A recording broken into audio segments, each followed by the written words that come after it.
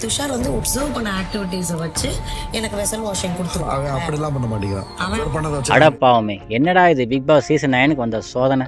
அந்த கார்டன் ஏரியாவில் இதுக்கு முன்னாடி அந்த சீசனில் எத்தனை பேர் யார் யார் உட்காந்து என்னென்ன ஸ்கெட்செல்லாம் போட்டிருப்பாங்க, எவ்வளோ பெரிய சம்பவம்லாம் நடத்தியிருப்பாங்க. அந்த இடத்துல போய் இந்த சீசனில் டாபிக் கொடுக்க ஆள் இல்லாமல், கண்டென்ட் கொடுக்க ஆள் இல்லாமல், திவாகரும் பார்வையும் உட்காந்து அவ்வளோ டீப்பாக பேசுகிறாங்க. பார்த்தா முக்கியமான ஒரு டாபிக் டிஸ்கஸ் பண்ணிட்டு இருக்கிறாங்க. அதை போய் ப்ரமோலையே போடுற அளவுக்கு எடுத்து போடுறாங்கன்னா பாவம், வேறு கண்டென்ட்டே கிடைக்கல போலக்குது.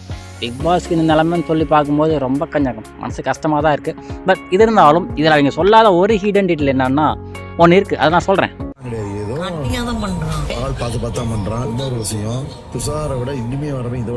இந்த ப்ரோமோல எக்ஸ்பிளைன் பண்ணுறதுக்கு பெருசாக கண்டென்ட்லாம் ஒன்றும் கிடையாது. ஏன்னா அவங்க பேசின விஷயம் ரொம்ப சப்பியான விஷயம் தான். துஷார் இப்படி பண்ணுறான் அப்படி பண்ணுறான்னு சொல்லிட்டு பேசிக்கிறாங்க. ஸோ நம்ம அதை விட்டுருவோம், அது ஒரு கண்டென்ட்டே கிடையாது. இதை விட முக்கியமான விஷயம் ஒன்று இருக்காது. என்னென்னா போன வாரமே பார்த்துருப்பீங்க, துஷார் தான் வந்து பிக் பாஸோட பாஸு. ஸோ இந்த வாரமும் அவர் தான் பாஸு. ஏன்னா நீங்கள் இந்த கிளிப்பை பார்த்து திருப்பி ரிவைண்ட் பண்ணி பார்த்தீங்கன்னா தெரியும், ஒரு ஷார்ட் காமிச்சிருப்பாங்க. வீக் 2 அப்படிங்கிற மாதிரி ஒரு ஃபோட்டோ காமிச்சிருப்பாங்க, துஷார் ஃபோட்டோ போட்டு. ஸோ அவர் இந்த வாரம் காம்படிஷனில் அவர் ஜெயிச்சிருக்காரு. ஸோ இந்த வாரமும் அவர் தான் பிக் பாஸோட பாஸ். ஸோ அப்படிங்கிறத தெரிஞ்சுக்காங்க. எப்படி என்னங்கிறத அடுத்த ப்ரோமோ கண்டிப்பாக வரும். அந்த அடுத்த ப்ரோமோ கண்டிப்பாக நம்ம சேனல் சப்ஸ்கிரைப் பண்ணி லைக் பண்ணி வச்சுக்கோங்க. அதையும் பார்த்துருவோம்.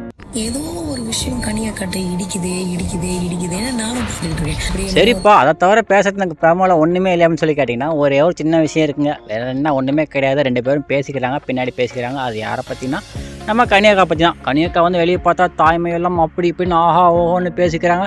ஆனால் அவங்களுக்குள்ளேயும் ஒரு விஷயம் இருக்குப்பா அப்படின்னு சொல்லிட்டு பார்வதி அப்படி ரொம்ப சின்சியராக பேசிகிட்டு இருக்காங்க. ஸோ ஏன்னா இவங்க வந்து ரொம்ப நல்லவங்க இல்லையா, இவங்களுக்கு அந்த விஷயமும் கிடையாது. ரொம்ப தூய்மையானவங்க, தூய்மை உள்ளம் தாய்மை உள்ளம் கொண்டவங்க இவங்க. அப்படிங்கிறனால அவங்க சொல்லிட்டு இருக்காங்க. எல்லாம் ஒன்று தப்பாக எடுத்துக்காதீங்க, அது அப்படி தான் கண்டென்ட்டில் அப்படி இருக்குது. தாய்மைத்துவம் எல்லாருக்கும். ஆனால் பயங்கர கால்குலேட்டிவாக தான் இருக்காங்க. பயங்கர கனியக்கா